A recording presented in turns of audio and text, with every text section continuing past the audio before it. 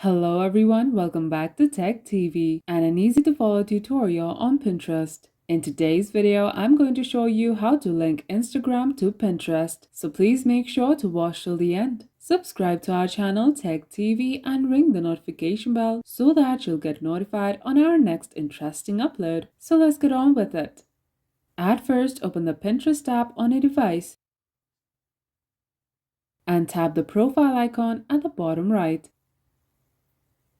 On your profile page, tap the three dots at the top right. And on the pop-up, tap Settings. Here, under Personal Information, tap Account Settings. And tap Claimed Accounts. Here, toggle on Instagram. The Instagram login page will open, so enter your phone number, username, or email address.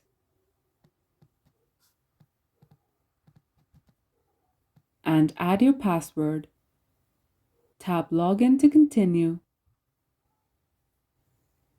Once you are logged in, allow the permissions.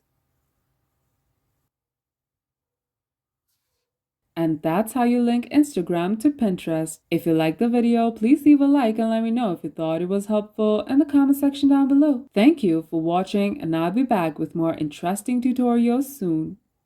Until next time.